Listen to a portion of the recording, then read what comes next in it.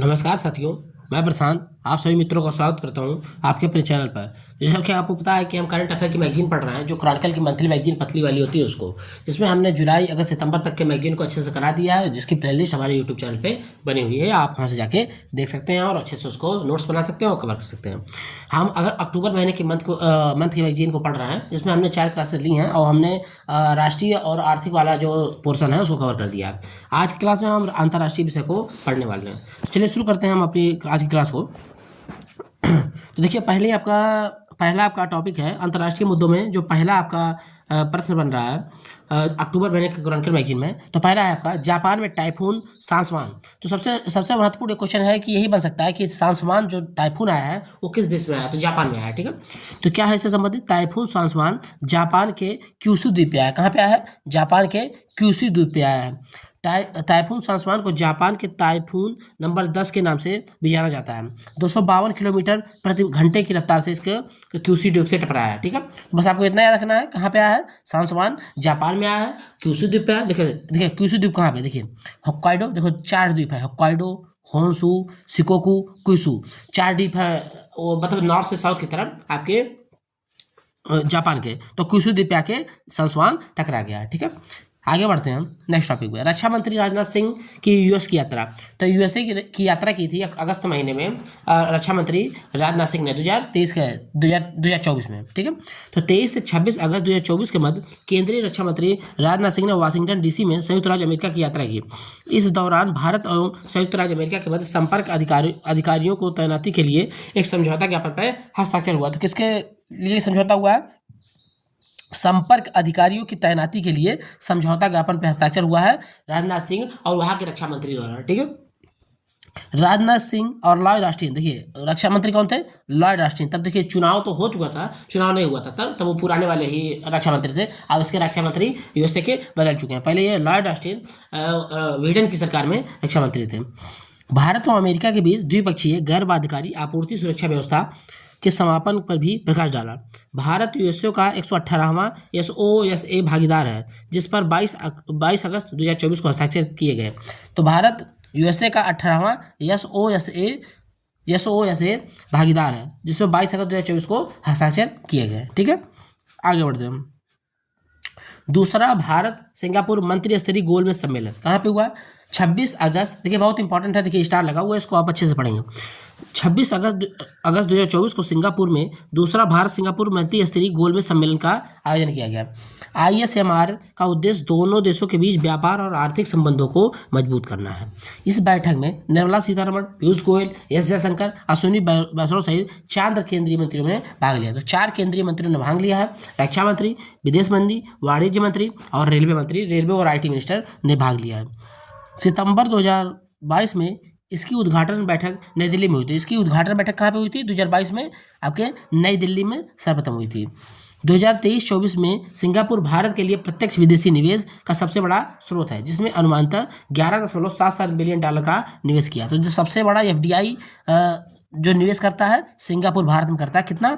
11.77 billion dollar. अगस्त के आंकड़े जो अक्टूबर महीने की मैगजीन में दिया है उसके तहत, ठीक है। अप्रैल 2000 से मार्च 2024 तक सिंगापुर में कुल निवेश लगभग 162.94 बिलियन डॉलर रहा। द्विपक्षीय व्यापार में सिंगापुर 2023-24 में भारत का 6वां सबसे बड़ा वैश्विक व्यापारिक साझेदार रहा। देखिए 6वां वैश्विक व्यापारिक साझेदार रहा। देखिए जैसे पहले नंबर पे आपका यूएसए से ट्रेडिंग होता है, चाइना, उसके बाद चाइना से होता है, ठीक है, उसके बाद यूएई वगैरह से होता है। इसी तरह 6वें नंबर पे सिंगापुर है, जिससे भारत आयात या निर्यात या ट्रेड करता है। और अगर एफडीआई के मामले में देखा जाए तो सिंगापुर पहले पे। एफडीआई मतलब प्रत्यक्ष विदेशी निवेश, मतलब किसी कंपनी में बाहरी देश द्वारा पैसा लगाना, इसको बोलते हैं एफडीआई, फॉरेन प्रत्यक्ष विदेशी निवेश कहते हैं इसको, ठीक है। आगे बढ़ते हैं। इस दौरान कुल व्यापार 36.61 बिलियन डॉलर था, जो आसियान के साथ भारत के कुल व्यापार का लगभग 29% है।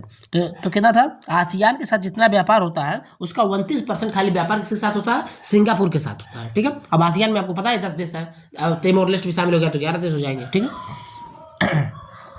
आगे बढ़ते हैं। प्रधानमंत्री नरेंद्र मोदी की यूक्रेन यात्रा 23 अगस्त 2024 को, बहुत ही इंपॉर्टेंट है ये, क्योंकि ये बहुत चर्चा में लाइमलाइट में है। यूक्रेन यात्रा प्रधानमंत्री नरेंद्र मोदी की, जब से लड़ाई चल रहा है उसके बाद पहली यात्रा है ये। 2023 23 अगस्त 2024 को प्रधानमंत्री नरेंद्र मोदी ने यूक्रेन के राष्ट्रपति व्लादिमीर जेलेंस्की के निमंत्रण पर यूक्रेन की यात्रा की। 1992 में दोनों देश के बीच राजनयिक संबंधों की स्थापना हुई थी। 1992 में दोनों देशों के मध्य राजनयिक संबंधों की स्थापना की गई थी। प्रधानमंत्री की यूक्रेन की पहली यात्रा ये है। भारत प्रधानमंत्री नरेंद्र मोदी ने और यूक्रेनी राष्ट्रपति व्लादिमीर जेलेंस्की ने कृषि, देखिए किसके बीच में, कृषि, चिकित्सा, संस्कृति और मानव सहायता पर ध्यान केंद्रित करते हुए 4 प्रमुख समझौते औपचारिक रूप से किए हैं। तो कौन कौन से? कृषि, चिकित्सा, संस्कृति और मानवीय सहायता के 4 समझौते यूक्रेन के राष्ट्रपति और भारत के प्रधानमंत्री के बीच में हुए हैं, मतलब यूक्रेन और भारत के बीच में हुए हैं। भारत ने यूक्रेन को 4 भीष्म सहयोग, हित और मैत्री के लिए भारत स्वास्थ्य पहल क्यूब्स दान करके मानवीय सहायता प्रदान की है। तो जो भीष्म क्यूब्स, आपको पता होगा कि पोर्टेबल अस्पताल, मतलब उसको एरोप्लेन से गिराया जाता है और मतलब कि कहीं पे भी पोर्टेबल, मतलब इस तरह का अस्पताल है, छोटा सा क्यूब जैसा रहेगा, जिसमें सारी बेसिक फैसिलिटीज़ होती हैं, चाहे वहाँ पे ऑपरेशन भी किया जा सकता है, तो उसको पोर्टेबल क्यूब्स बोलते हैं। भीष्म जिसका नाम है, उसको 4 दिया है। 4 भीष्म क्यूब्स जो है उसको दिया गया है यूक्रेन को, क्योंकि वहाँ पे जो मर रहे हैं या जो सैनिक घायल हो रहे हैं उनका इलाज करने के लिए। भीष्म क्यूब एक पोर्टेबल मेडिकल अस्पताल है जिसे सहयोग, हित और मैत्री के लिए भारत के स्वास्थ्य पहल प्रोजेक्ट भीष्म के हिस्से के रूप में विकसित किया गया है। इसे 20 रूप से आपातकालीन स्थिति जैसे आपदा प्रभावित क्षेत्रों में त्वरित और व्यापक चिकित्सा सहायता प्रदान करने के लिए डिजाइन किया गया। अब देखिए सर्वप्रथम भीष्म क्यूब जो है ना, जो भीष्म क्यूब का ट्रस्ट हुआ था आपका यहाँ पे आगरा में, लेकिन अयोध्या में अभी जब राम मंदिर का उद्घाटन हुआ था तो 2 भीष्म क्यूब्स यहाँ पे लगाए गए थे अयोध्या में, मतलब कि ज़्यादा श्रद्धालु आ गए थे ना, तो अस्पतालों की संख्या कम होने की वजह से 2 भीष्म क्यूब भी लगाए गए थे अयोध्या में। ठीक है, आगे बढ़ते हैं। प्रधानमंत्री नरेंद्र मोदी की पोलैंड यात्रा। तो पोलैंड यात्रा को पढ़ने से पहले सभी साथियों से अनुरोध है कि आप ज़्यादा चैनल को सब्सक्राइब करें, ज़्यादा वीडियो को शेयर करें, ज़्यादा लाइक करें। आप हमारे टेलीग्राम चैनल और व्हाट्सएप चैनल को जरूर ज्वाइन करके रखें और हमको इंस्टाग्राम पर भी फॉलो कर सकते हैं। अगर मुझे आप पर्सनली फॉलो करना चाहते हैं तो आप प्रशांत मिश्रा 0036 सर्च करेंगे वहाँ पे इंस्टाग्राम पे और मुझे फॉलो कर सकते हैं। और अगर कुछ आप डीएम करना चाहते हैं, कुछ क्वेश्चन पूछना चाहते हैं तो वहाँ पे क्वेश्चन पूछ सकते हैं। चलिए शुरू करते हैं हम आगे क्लास को। भारत और पोलैंड की यात्रा। 21 से 22 अगस्त 2024 तक भारतीय प्रधानमंत्री नरेंद्र मोदी ने पोलैंड के प्रधानमंत्री डोनाल्ड टस्क के निमंत्रण पर पोलैंड की यात्रा की। 1979 में मोरारजी देसाई के बाद 45 वर्ष में किसी भी भारतीय प्रधानमंत्री की पहली यात्रा है। तो 1979 में पहली बार जो मोरारजी देसाई प्रेसिडेंट थे वो गए थे पोलैंड, उसके बाद नरेंद्र मोदी जी ने पोलैंड की यात्रा की है। भारत पोलैंड द्विपक्षीय संबंध को रणनीतिक साझेदारी के रूप में उन्नत करने का निर्णय लिया गया। तो रणनीतिक साझेदारी के रूप में उन्नत करने का निर्णय लिया गया है भारत और पोलैंड के संबंधों को। रणनीतिक साझेदारी को लागू करने के लिए भारत और पोलैंड दोनों 2024 से 28 के बीच 5 वर्षीय संयुक्त कार्य योजना पर सहमति व्यक्त की है। इसके पश्चात प्रधानमंत्री नरेंद्र मोदी ने पोलैंड से यूक्रेन के कीव तक की ट्रेन यात्रा की। इस ट्रेन का नाम रेल फोर्स 1 था। जैसे देखिए पहले पोलैंड गए, फिर पोलैंड से, जैसे अब हवाई यात्रा तो बंद है ना यूक्रेन के ऊपर प्रतिबंध लगा हुआ है, तो पहले पोलैंड गए, फिर पोलैंड से रेल फोर्स 1 नाम के ट्रेन से बैठ के वो यूक्रेन की राजधानी कीव गए, मतलब यूक्रेन की यात्रा की। ठीक है, आगे बढ़ते हैं। 19वां इंडिया अफ्रीका बिजनेस कॉन्क्लेव। 21 अगस्त 2024 को उपराष्ट्रपति जगदीप धनखड़ ने 19वें भारतीय उद्योग परिसंघ भारत अफ्रीका सम्मेलन के उद्घाटन सत्र को संबोधित किया। तो किसने किया? भारत अफ्रीका बिजनेस कॉन्क्लेव के उद्घाटन का संबोधन किसने किया है? उपराष्ट्रपति जगदीप धनखड़ ने। ये 19वां संस्करण है। इसका आयोजन किसने किया है? भारतीय उद्योग परिसंघ ने, CECI ने किया है। उपराष्ट्रपति ने सभी देशों से जलवायु परिवर्तन से निपटने के लिए सामूहिक रूप से अपने प्रयासों पर ध्यान केंद्रित करने का आह्वान किया, जिसे उन्होंने मानवता के लिए सबसे बड़ा खतरा बताया। 20 से 22 अगस्त 2024 के मध्य दिल्ली में आयोजित 3 दिवसीय कॉन्क्लेव का विषय एक भविष्य का निर्माण था। तो कहाँ पे हुआ था ये? भारत अफ्रीका व्यापार सम्मेलन कहाँ पे हुआ था? नई दिल्ली में हुआ था। और इसका विषय क्या था? एक भविष्य का निर्माण था। एक भविष्य का निर्माण था। इसका उद्घाटन किसने किया? उपराष्ट्रपति जगदीप धनखड़ ने। 19वां संस्करण था और इसका आयोजन CII ने किया है। ठीक है, मतलब भारतीय उद्योग परिसंघ ने किया है। आगे बढ़ते हैं। कॉन्क्लेव के फोकस क्षेत्र व्यापार, विदेशी निवेश, बुनियादी ढांचा, स्वास्थ्य सेवा, प्रौद्योगिकी थे। कॉन्क्लेव में 65 देशों के 1100 से अधिक प्रतिनिधियों ने भाग लिया और 47 अफ्रीकी देश थे जिसमें। ठीक है, 18वां CCI India Africa business conclave June 2023 में आयोजित किया जाएगा। तो ठीक है, तो 18वां जो है 2023 में आयोजित किया गया था। CCI ने विदेश मंत्रालय और वाणिज्य मंत्रालय और उद्योग मंत्रालय भारत सरकार के साथ साझेदारी में 2005 में भारत अफ्रीका साझेदारी पर अफ्रीकी कॉन्क्लेव की शुरुआत की थी। तो जो अफ्रीकी कॉन्क्लेव की शुरुआत 2005 में की गई थी, ठीक है, भारत सरकार के सहयोग से भारतीय उद्योग परिसंघ द्वारा, ठीक है। अब 19वां सत्र इसका दिल्ली में हुआ है, इससे पहले आपका 2023 में आयोजित इसको किया गया था। आगे बढ़ते हैं। जापान भारत 2+2 विदेश और रक्षा मंत्रियों की बैठक, ठीक है। तो 2+2 विदेश और रक्षा मंत्रियों की बैठक कहाँ पे हुई है? देखिए 20 अगस्त 2024 को नई दिल्ली में तीसरी भारत जापान 2+2 विदेश और रक्षा मंत्रियों की बैठक हुई है, ठीक है। जापान के विदेशी मामलों के मंत्री कामिकावा योको और जापान के रक्षा मंत्री किहारा मिनोरू ने इस बैठक में भाग लिया। इस संवाद में एक स्वतंत्र, खुले और नियम आधारित हिंद प्रशांत क्षेत्र के महत्व पर जोर दिया गया। दूसरी भारत जापान 2+2 मंत्रियों की बैठक 2022 में जापान में हुई थी। भारत संयुक्त राज्य अमेरिका, ऑस्ट्रेलिया और रूस के साथ भी 2+2 वार्ता करता है। देखिए भारत 4 देशों के साथ 2+2 वार्ता करता है। 4 देश कौन कौन से हैं? देखिए एक तो जापान हो गया, एक यूएसए हो गया, एक रसिया हो गया, एक ऑस्ट्रेलिया हो गया। 2+2 वार्ता मतलब कि रक्षा मंत्री विदेश मंत्री की वार्ता खाली 4 देशों के साथ करता है भारत, ठीक है। आगे बढ़ते हैं। नेपाल भारत को 251 मेगावाट जल विद्युत निर्यात करेगा। ये क्या है? तो 19 अगस्त 2024 को आधिकारिक बयान में बताया गया है कि नेपाल 12 नई परियोजना से भारत को 251 मेगावाट अतिरिक्त जल विद्युत निर्यात करेगा। यह पहली बार है जब वह हिमालयी देश बिहार को माध्यम अवधि की बिक्री समझौते पर बिजली की आपूर्ति करेगा। इस 251 मेगावाट की मंजूरी से पहले ही नेपाल बिजली का शुद्ध निर्यातक बन गया था।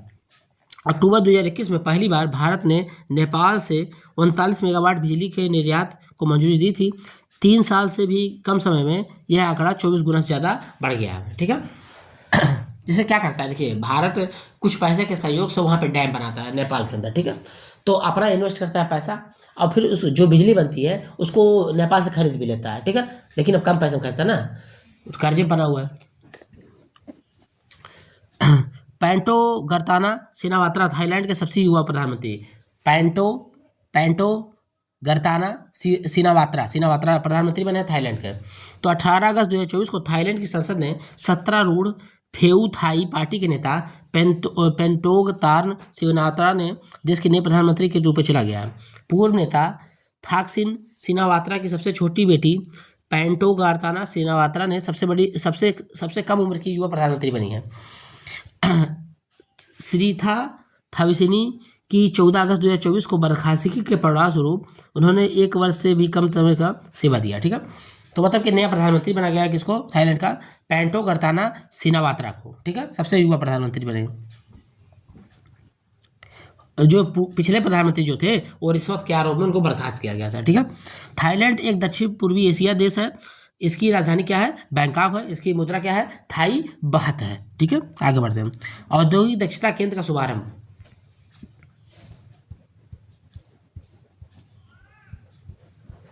औद्योगिक दक्षता केंद्र का शुभारंभ 16 अगस्त 2024 को संयुक्त अरब अमीरात ने संयुक्त राष्ट्र औद्योगिक विकास संगठन के सहयोग से औद्योगिक दक्षता केंद्र के शुभारंभ अपने ब्रिक्स समकक्षों के साथ भाग लिया है।